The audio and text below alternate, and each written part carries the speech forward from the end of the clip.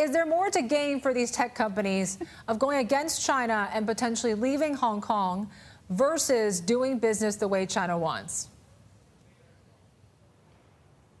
I think it's going to depend on the tech company in question.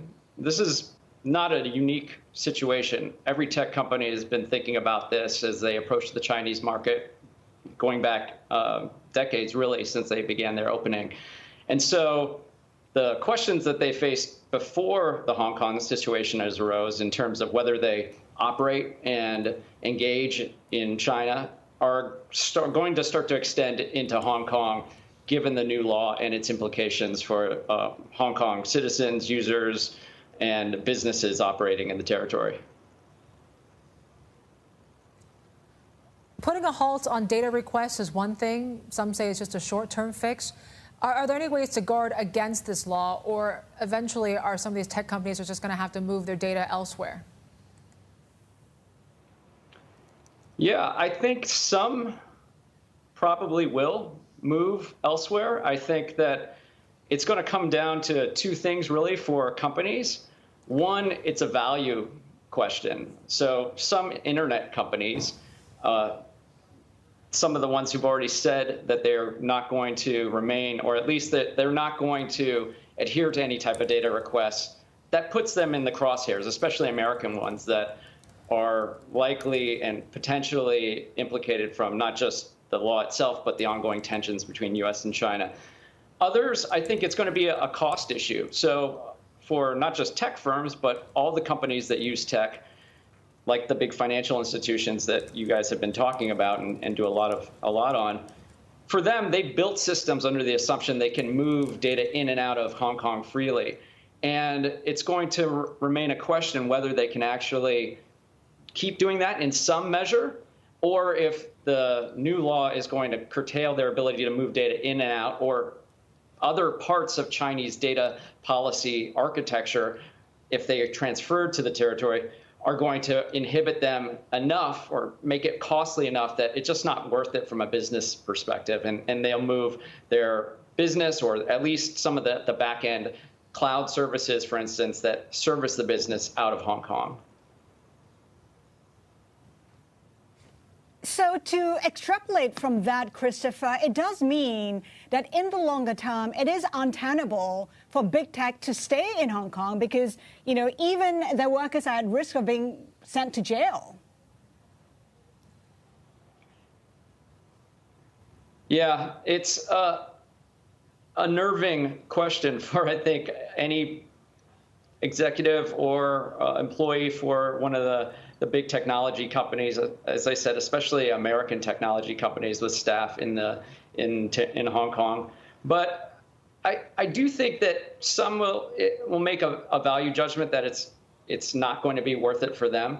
Others will say it will be worth it. And I think we're starting to see that split begin to emerge right now. I think, too, though, there's a calculation on the side of the Chinese government. And they recognize the value Hong Kong has played as a bridge from the rest of the world to Hong Kong. And it strikes me that some level of that will remain and that they want to see that happen. So while Hong Kong may not and will not remain as it was, I think that it may not go completely to the level that you see in China. And that difference may allow some companies to continue to operate in the market, and that's a decision each will make for itself. Christopher, there is a clause that's pretty interesting when I read it, and it says service providers may be excused for failing to comply with the law if the technology is deemed necessary and not reasonably available. How do you interpret that? Who stands to benefit?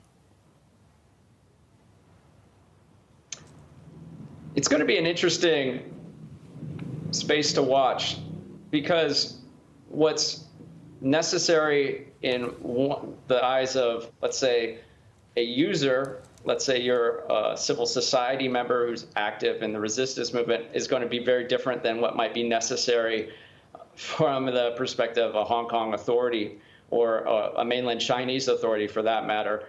And take, for instance, I think some of the the technologies we've been using more and more, I think all of us during the COVID-19 crisis, like online communications platforms, Zoom, for instance, I think is a good example.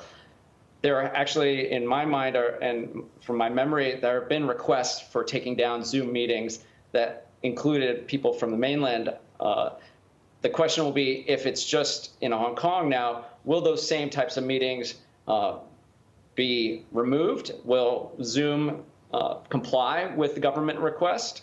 How will they comply? And does that make it is that type of a technology, is it deemed necessary as we're all working from home, and what are the implications for that? So it's very much, I think, going to be designated by both the who makes that decision and then how the companies decide to comply or not comply. Yeah, to your point, Christopher, it seems like at this point it's going to take some time for us to at least find out where those red lines lie. Talk to me about TikTok. I mean, they just went ahead and pulled out of Hong Kong, but they've been caught in the middle between the U.S.-China tensions. They've been banned in India as well.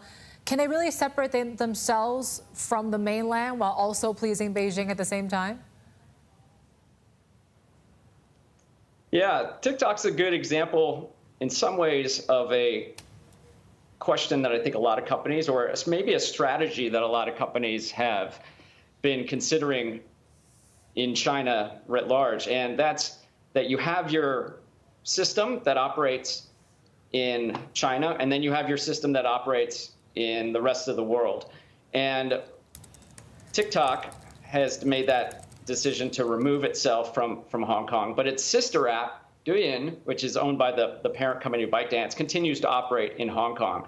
And I think that that's one of those things that you may see more of over the coming months and years, is whether companies build special sister apps that can operate not just in Hong Kong, but potentially in mainland China. And this is a question that lots of companies face. Do we build something that's new and different for China? Google just, or Google has been one of the companies thinking about this with Project Dragonfly, which was going to be a specialized search engine. It's a project that was abandoned given actually the repercussions inside its own ranks and concern about what it meant to operate that type of a sister app. But those are very real questions that every tech company has contemplated as it relates to mainland China, and now I think they'll be contemplating as it relates to Hong Kong.